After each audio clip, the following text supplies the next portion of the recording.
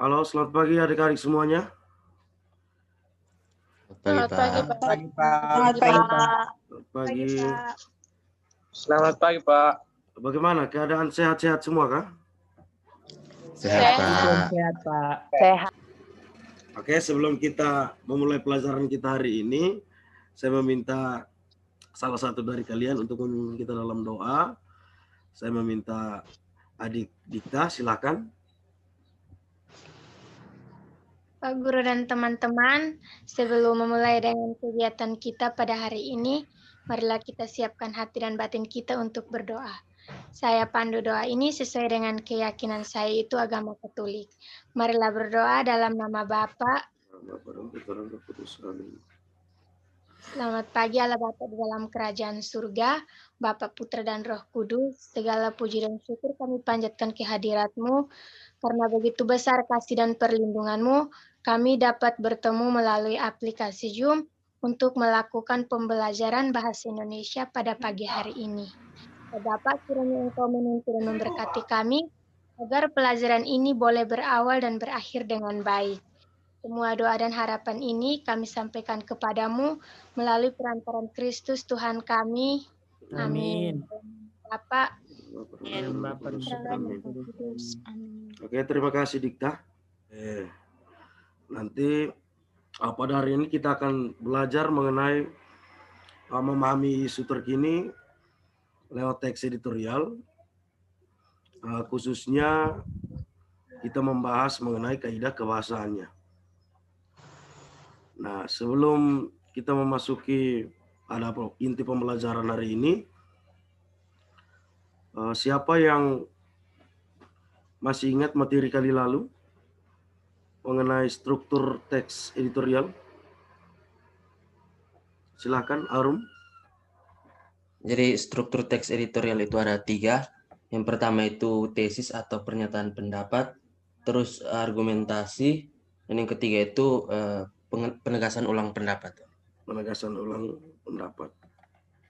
Oke. Jadi itu materi kita kali lalu mengenai struktur teks editorial, yaitu tesis atau pernyataan pendapat, yang kedua argumentasi, dan yang ketiga adalah penegasan ulang atau pengenalan isu yang pertama itu. Nah, tujuan pembelajaran kita hari ini, nanti saya akan share screen biar kalian lihat. Sudah bisa lihat? Berapa? bisa Pak. Jadi tujuan pembelajaran kita hari ini yaitu melalui pendekatan saintifik, peserta didik atau kalian dapat menganalisis kaidah kebahasaan teks editorial dengan tepat, secara jujur dan bertanggung jawab. Nah, sama seperti kali lalu, KD kita yaitu menganalisis struktur dan kaidah kebahasaan dari teks editorial. Nah, kali ini kita masuk pada indikator yang kedua, yaitu khusus membahas mengenai kaidah kebahasaan dari teks editorial. Nah, siapa yang masih ingat pengertian dari teks editorial ini? Silakan, Anaci. Jadi teks editorial adalah suatu tulisan opini atau pendapat yang ditulis oleh penulis sebuah media terhadap isu atau peristiwa aktual yang sedang hangat diperbincangkan di masyarakat. Oke, sama-sama. Jadi pengertian dari teks editorial itu pendapat dari redaksi mengenai isu, ya, pendapat mengenai isu yang sedang terjadi atau sedang hangat dibicarakan dalam masyarakat. Nah, tujuan dari teks editorial ada berapa kemarin?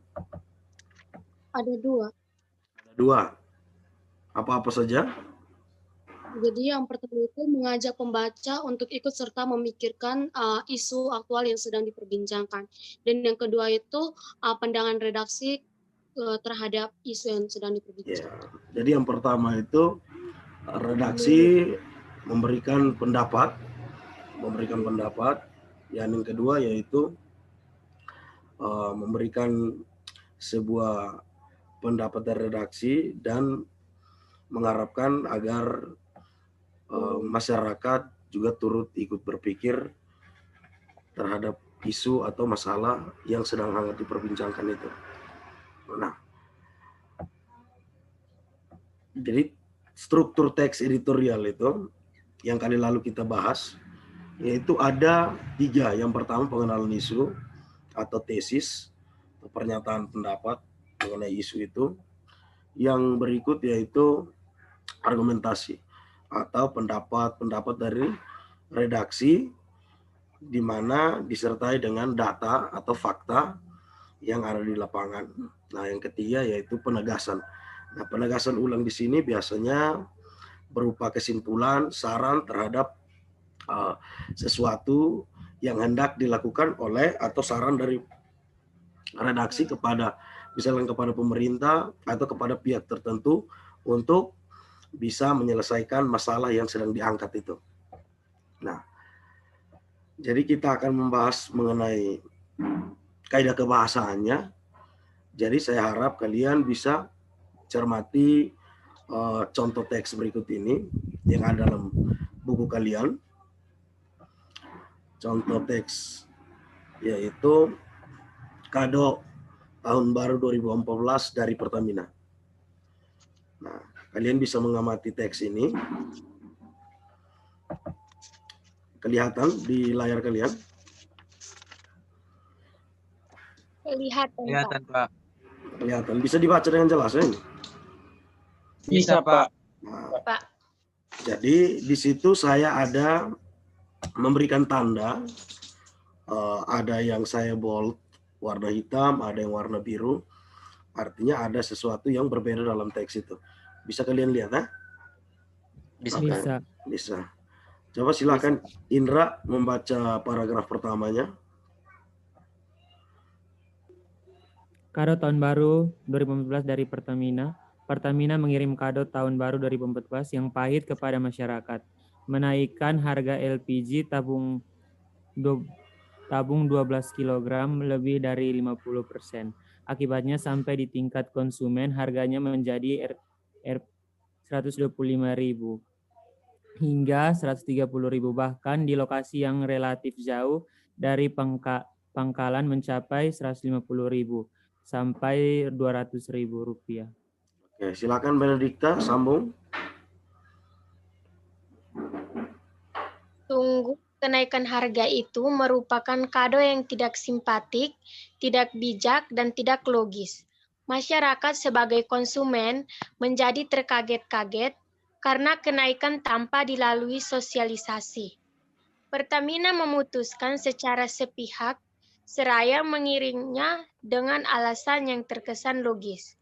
Merugi 22 triliun selama 6 tahun sebagai dampak kenaikan harga di pasar internasional serta melemahnya nilai tukar rupiah terhadap dolar Amerika Serikat. Amerika. Oke, silakan Igo sambung. Kenaikan harga itu mengharuskan Presiden Republik Indonesia yang sedang melakukan kunjungan kerja di Jawa Timur meminta Wakil Presiden Republik Indonesia menggelar rapat mendadak dengan para menteri terkait, mendengarkan penjelasan Direksi Pertamina dan pandangan Menko Ekuin yang kesimpulannya dilaporkan kepada Presiden. Berdasar kesimpulan rapat itulah, Presiden kemudian membuat keputusan harga LPG 12 kg yang diumumkan pada minggu kemarin. Kita mengapresiasi langkah cekatan pemerintah dalam mengapresiasi kenaikan harga LPG.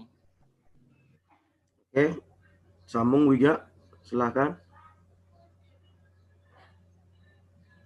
Non-subsidi 12 kg itu seraya mengiringnya dengan pertanyaan, benarkah pemerintah tidak tahu atau tidak diberitahu mengenai rencana Pertamina menaikkan secara sewenang-wenang?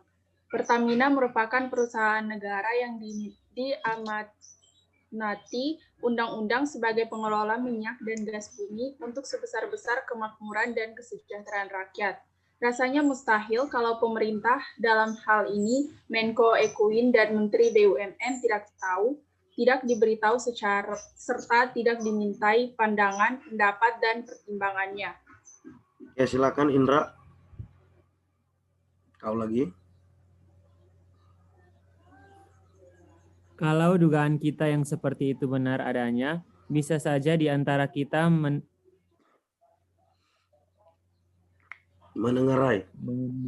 menengarai langkah pemerintah itu sebagai reaksi semu. Reaksi yang muncul sebagai bentuk kekagetan atas reaksi keras yang ditunjukkan pemimpin DPR RI, DPD RI, dan masyarakat luas. Malah boleh jadi ada politisi yang mengategorikannya sebagai reaksi yang cenderung bersifat pencitraan sehingga terbangun kesan bahwa pemerintah memperhatikan kesulitan sekaligus melindungi kebutuhan rakyat. Oke, silakan Ana Sutanti, silakan sambung. Kita tidak bisa menerima sepenuhnya alasan merugi 22 triliun rupiah selama 6 tahun menjadi regulator LPG sehingga serta-merta Pertamina menaikkan harga LPG dalam peran dan tugasnya yang mulia. Inilah Pertamina tidak bisa semata-mata menjadikan harga pasar dunia sebagai kiblat dalam membuat keputusan, sebab di sisi lain perusahaan memperoleh keuntungan besar atas hasil tambang minyak dan gas dieksploitasi dari perut bumi Indonesia. Oke, Ici, silakan sambung. Keuntungan besar itulah yang seharusnya digunakan untuk sebesar-besar kemakmuran dan kesejahteraan rakyat. Caranya dengan mengambil atau menyisihkan sekian persen keuntungan untuk menyubsidi kebutuhan bahan bakar kalangan masyarakat menengah ke bawah. Oke, terima kasih untuk semua yang telah membacanya. Nah, sekarang kalian perhatikan teks ini dari awal. Saya sudah menandakan beberapa kata dan kalimat. Kalian bisa lihat dan kalian bisa golongkan kata-kata itu termasuk dalam kata apa, terus kalimat-kalimat itu dinamakan kalimat apa. Silakan kalian melihat kata yang pertama itu apa yang saya tandai di situ. Harga itu. Harga itu. Ya. Nah, kata harga itu merupakan kata apa? Ada kata itu di situ. Kata penunjuk, Pak. Kata penunjuk atau kata tunjuk ya. Oke, kata penunjuk. Nah, terus kalimat yang berikut, masyarakat sebagai konsumen menjadi terkaget-kaget. Apakah kata terkaget-kaget di sini kalian merasa asing dengan kata ini? Tidak, Pak. Tidak. Tidak. Artinya bahwa kata ini yang sering dipakai dalam masyarakat. Ya, Pak. Artinya untuk semua kalangan masyarakat bisa mengerti kata terkaget-kaget. Bisa paham? Bisa, Pak. Ya. Bisa, Pak. Nah, artinya kata terkaget-kaget ini adalah kata yang termasuk dalam kata populer. Populer di kalangan masyarakat. Ya. Terus yang berikut kata apa? Kata karena. Karena. Karena ini merupakan atau termasuk dalam kata apa? Konjungsi kausalitas. Konjungsi kausalitas. Kausalitas. Oke, benar sekali. Konjungsi kausalitas atau konjungsi yang menyatakan sebab akibat ya. Ya. Ya. Kata yang berikut yaitu kata apa? Mendadak. Mendadak. Mendadak. Nah, kata mendadak ini juga masih asing di telinga kalian atau tidak? Tidak. Kata ini adalah kata populer. Populer. Yang sering didengar atau dimengerti oleh masyarakat. Masyarakat. Yang berikut berdasar kesimpulan rapat itulah. Nah, merupakan kalimat atau kata apa itu? Menggunakan kata penunjuk. Oke. Kata penunjuk. Kata penunjuk. Dan yang berikut Jadi tadi kata-kata yang saya tandai itu berupa kalimat penunjuk, apalagi kalimat penunjuk, kalimat populer dan kata populer, kausalitas dan hubungan sebab akibat kausalitas. Kata tunjuk, kata hubung kausalitas atau konjungsi kausalitas. Nah, yang berikut ini adalah pertanyaan yang tidak membutuhkan jawaban. Si penanya sudah mengerti apa jawabannya itu. Itu namanya kalimat apa? Kalimat tanya apa? Retoris, Pak. Kalimat tanya retoris. Nah, Retoris. ya. Jadi misalkan hari ini dia lihat, kita sama-sama tahu bahwa hari ini mendung, dia masih tanya, apakah hari ini mendung? Nah, jadi sebenarnya dia sudah tahu. Itu namanya kalimat tanya retoris. Nah, kalimat yang sebenarnya jawabannya sudah diketahui oleh si penanya. Nah, kata yang berikut yang saya tandai di situ yaitu kata apa? Kata sebab, Sebab. Ya, Pak Guru. Kata sebab itu sama seperti kata karena yang tergolong dalam konjungsi kausalitas. Konjungsi kausalitas. Oke. Jadi kebahasan dalam teks editorial itu ada berapa di situ? Ada empat. Yang pertama menggunakan kalimat retoris. Menggunakan kata-kata populer, menggunakan kata ganti penunjuk, dan menggunakan konjungsi kausalitas. Ya, benar sekali. Ini pembahasan tadi teks kado tahun baru 2014 itu. Baru 2014 dari Pertamina. Jadi kalimat retoris yaitu kalimat pertanyaan yang ditujukan untuk mendapatkan, tidak ditujukan untuk mendapatkan jawaban. Nah, dalam teks kado tahun baru 2014 itu kita melihat bahwa contohnya yaitu benarkah pemerintah tidak tahu atau tidak diberitahu mengenai rencana Pertamina menaikkan harga LPG? Nah, itu merupakan kalimat retoris yang sebenarnya pemerintah juga sudah tahu karena Pertamina merupakan bagian dari pemerintah atau badan usaha milik negara. Ya, jadi yang kedua yaitu menggunakan kata-kata populer. Kata-kata populer. Nah, yaitu kata-kata yang sudah tidak asing lagi. Tujuannya agar pembaca tetap rileks meskipun membaca masalah yang dipenuhi dengan tanggapan yang kritis. Jadi redaktur itu sengaja memilih kata-kata populer agar pendapat mereka atau argumentasi dari redaksi itu tersampaikan ke masyarakat di semua kalangan.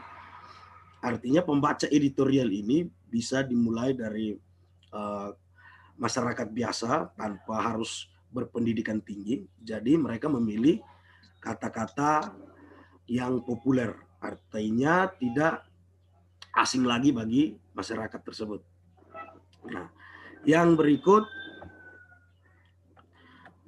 menggunakan kata ganti atau kata penunjuk.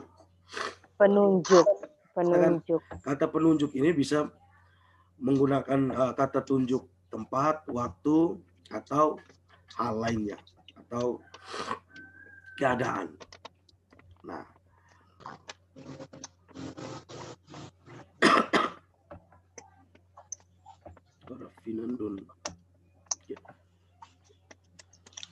waktu, tempat, peristiwa, atau hal lainnya yang menjadi fokus alasan.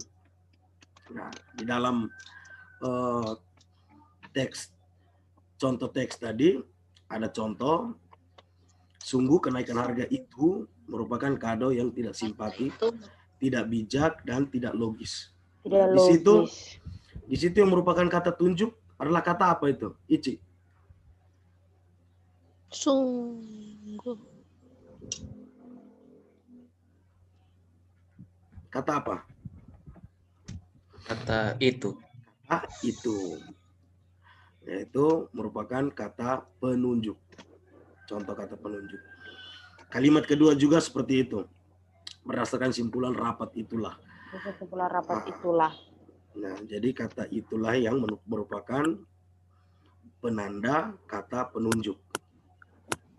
Terus yang berikut menggunakan konjungsi kausalitas. Nah, menggunakan konjungsi kausalitas. Contohnya seperti sebab, karena, sebab akibat, disebabkan. Itu merupakan kata kausalitas. Kausalitas atau adanya hubungan sebab akibat. Jadi sampai di sini kalian sudah mengerti tentang kaidah kebahasaan? Kalau belum boleh bertanya, silahkan. Sudah, Pak. Oke, kalau kalian Sudah, Pak. boleh bertanya kalau belum mengerti. Sudah, Kalau Pak, pas. Sudah pas, kalian bisa melihat contoh atau mengerjakan LKPD yang sudah bagikan ke dalam WhatsApp kalian.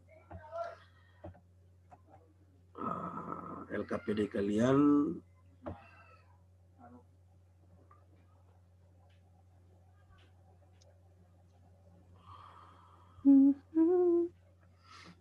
nah, ini contoh LKPD kalian.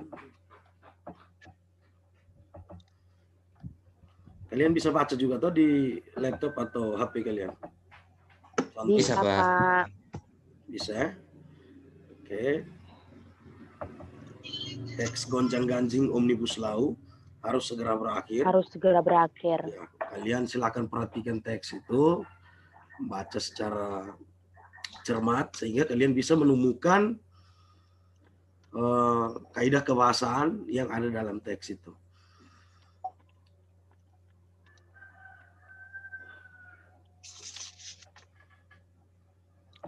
Saya berikan kalian waktu untuk bisa melihatnya. Kalau siapa yang menemukan lebih banyak lagi, silahkan menambahkan dan bisa mempresentasikan hasil pencermatannya dia.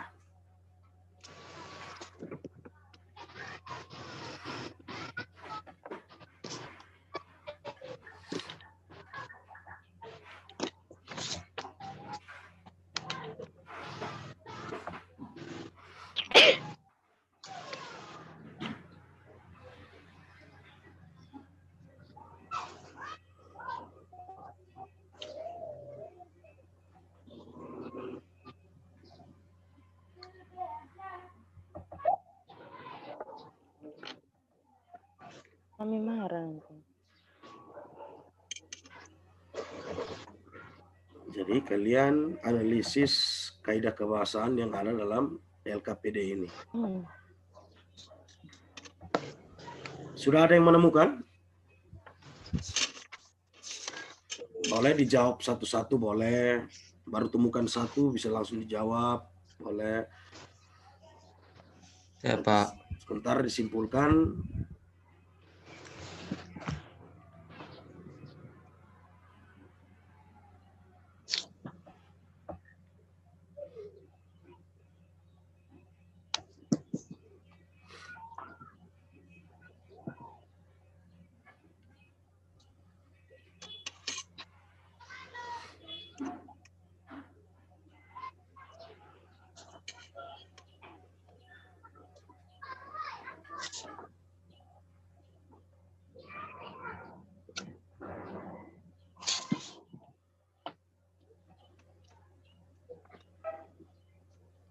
Ica sudah?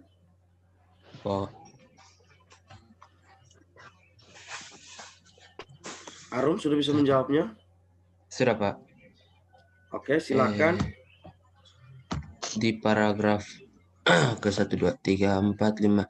Di paragraf ke-7 itu ada kalimat retoris. Jadi dimulai dari kata hanya saja, bagaimana publik mau berpartisipasi kalau naskah akademik saja tidak jelas bentuknya.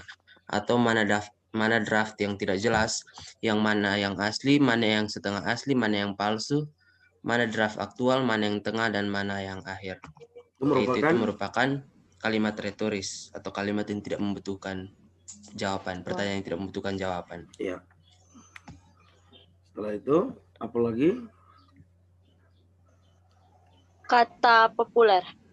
Kata populer apa saja? kata populer kalimatnya itu dilontarkan gonjang-ganjing. Dilontarkan dengan gonjang-ganjing. Dilontarkan. Oke, kata dilontarkan. Oke, apa lagi? Mungkin kalian temukan yang lain.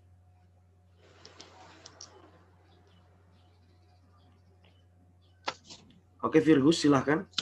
Dari tadi kau tidak kelihatan ini.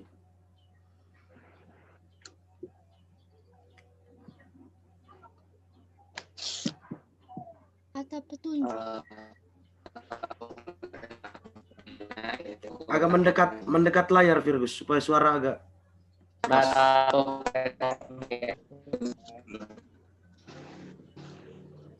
Ya, halo, Virgus.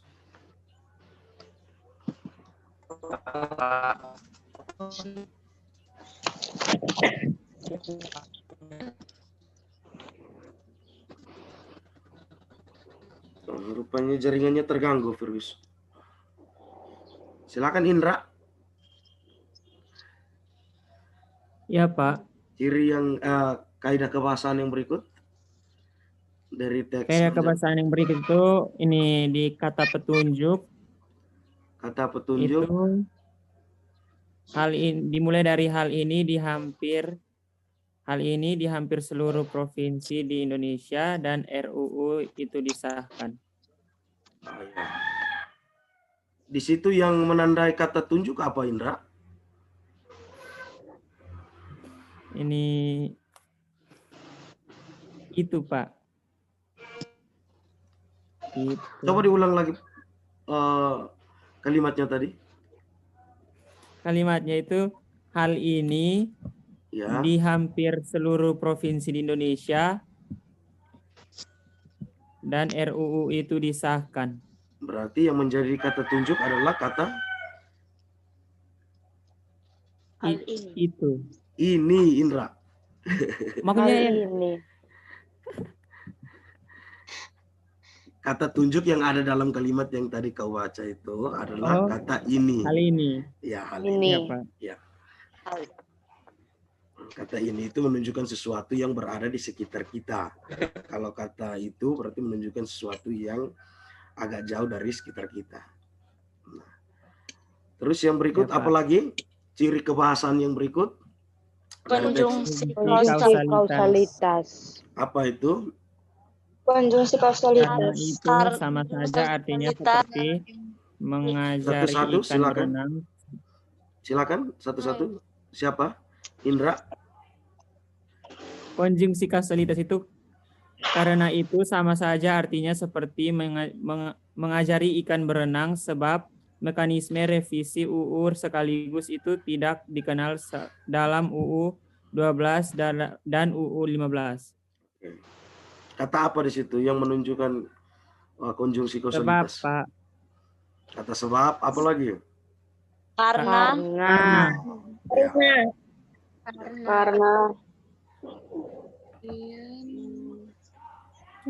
Mungkin kalian bisa lihat lagi ciri-ciri kebahasaan yang berikut lagi. Apa yang kalian temukan di situ?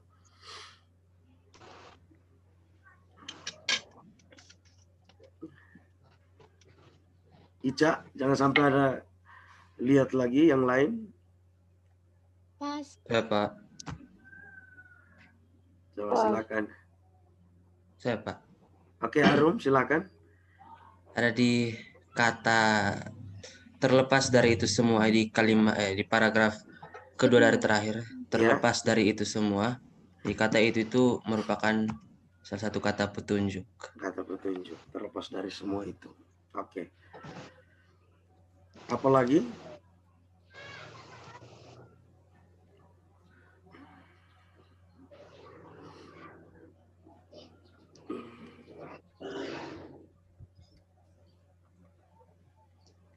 Oke, kalau kalian sudah bisa menemukan kaidah kebahasaan dari teks editorial,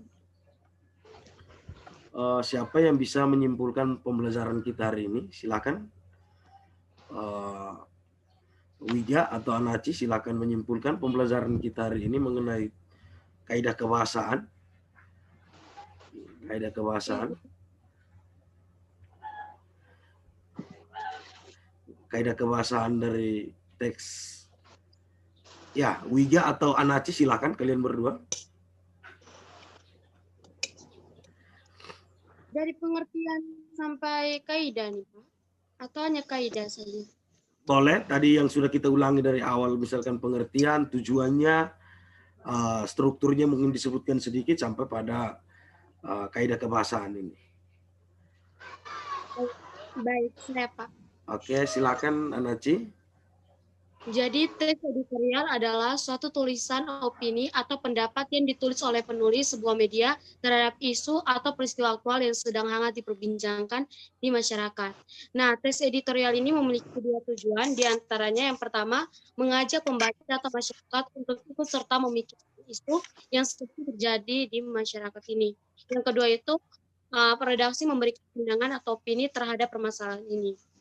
Yang berikutnya, teks editorial memiliki struktur, yaitu yang pertama itu pernyataan pendapat atau pengenalan isu atau tesis.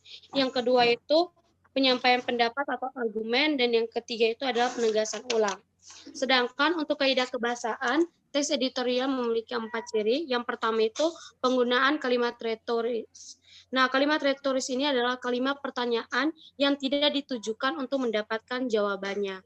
Dan yang kedua itu menggunakan kata-kata populer sehingga masyarakat itu mudah mengerti dan mencernanya.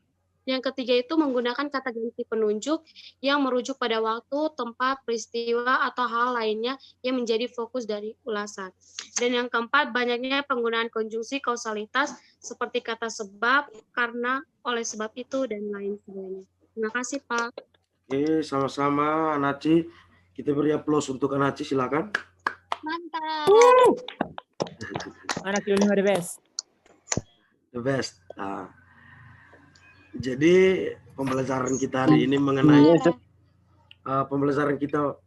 mengenai kaidah kebahasaan, saya rasa cukup sampai di sini. Saya harap kalian sudah menangkap apa yang kita bahas hari ini tentang kaidah kebahasaan.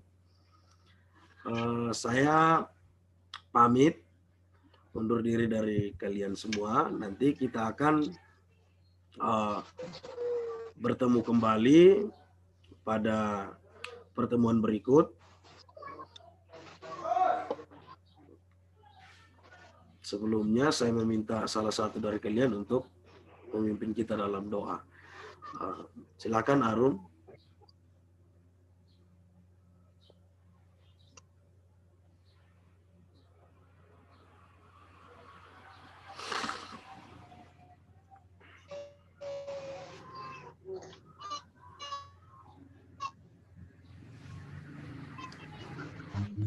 Silakan Arum.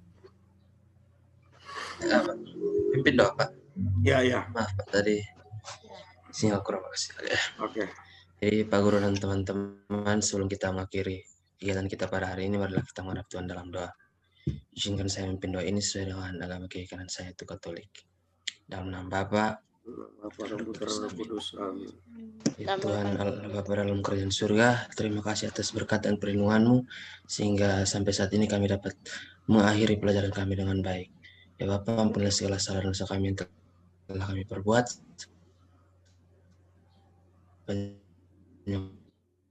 Pelajaran tadi.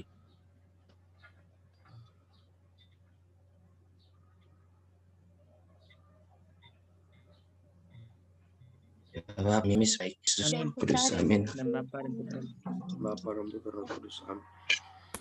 Oke. Terima kasih untuk adik-adik semuanya.